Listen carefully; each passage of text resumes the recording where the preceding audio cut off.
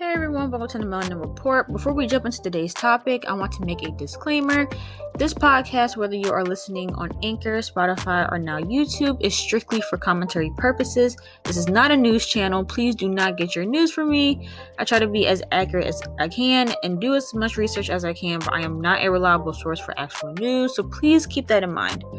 So, as of last night, which was August 20th, I'm not sure if it was after midnight or before midnight. So if it was after midnight, then it was the 21st. But Megan Thee Stallion officially confirmed on her Instagram live that it was Tory Lanez that shot her. Personally, I didn't have any doubt. I mean, obviously it wasn't confirmed that he was the one that did it, but the situation just didn't look good. And I wasn't one of those people that doubted her. Like I believed from the jump that she was harmed intentionally. So it didn't take any convincing on my end. But she also dropped a few other details as well.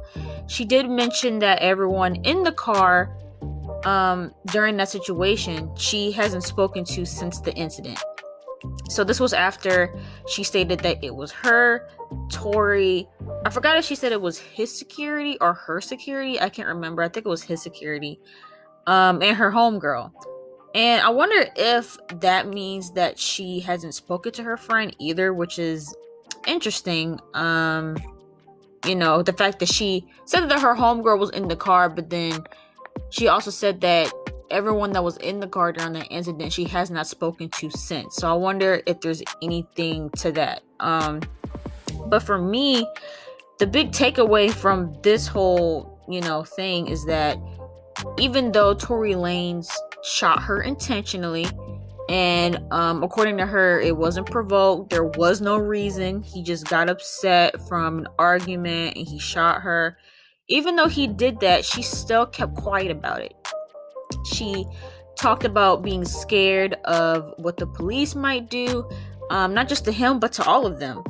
And, this is just the world that we live in, and this is why we march, and this is why we chant Black Lives Matter in the streets. It's not a political thing. It's because even when Black people are in danger, we still don't feel safe enough to call the police and let the police know what's going on, because you just don't know. Like, they're so quick to assume the wrong thing just because you're Black. And even if they hadn't harmed Megan, she knew that they would probably harm Tory, and she just didn't want Tory to be another Black man killed at the hands of police. So she basically kept him safe from that, which goes to show you the type of person that she is. But I feel like there shouldn't have been any doubt in people's minds of the type of person that Megan Thee Stallion is. I don't know why people thought that she would lie about something like that, because she's never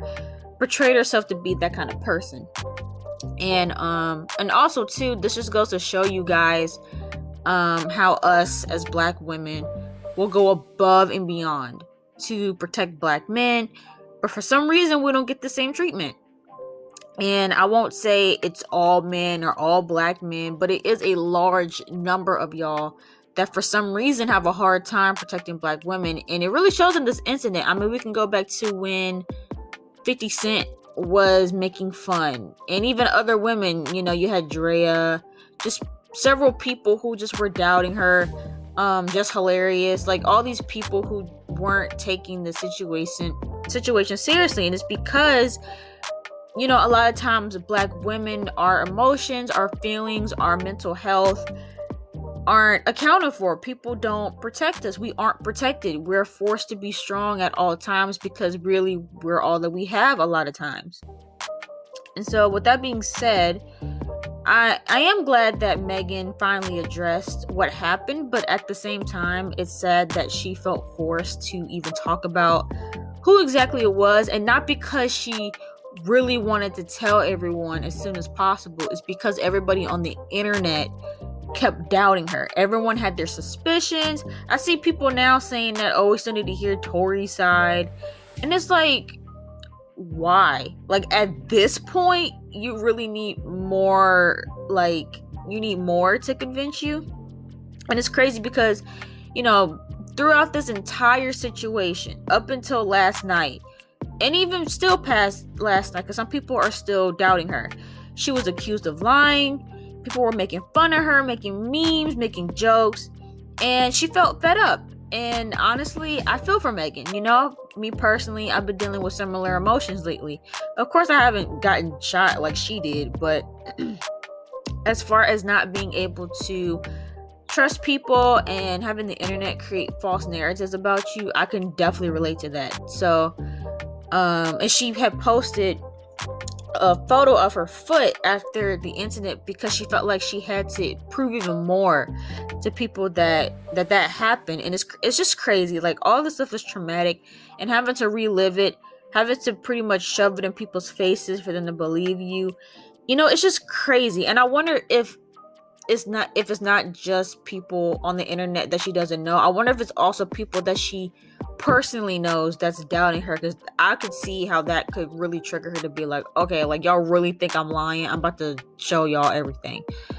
But I did see people commenting and even on videos speaking on the situation who were doubting Megan up until this point. And everyone feels like there's more to the story, or that because she's trying to stay positive about it, that somehow that means she was lying, or that it wasn't that serious. She did address this as well in her live, and I even saw someone say like, oh, she's dragging it, there must be more to it. And it's like, no, she got shot, and instead of her sitting around at home crying and being depressed, she's trying to continue on and live her life. Now, I doubt that she thought that it would just disappear like that, but she probably didn't think that people would really doubt her and accuse her when she was the victim. She was the one that got shot, and yet people for some reason are defending Tory like they know him in real life, which I think is crazy when people do that.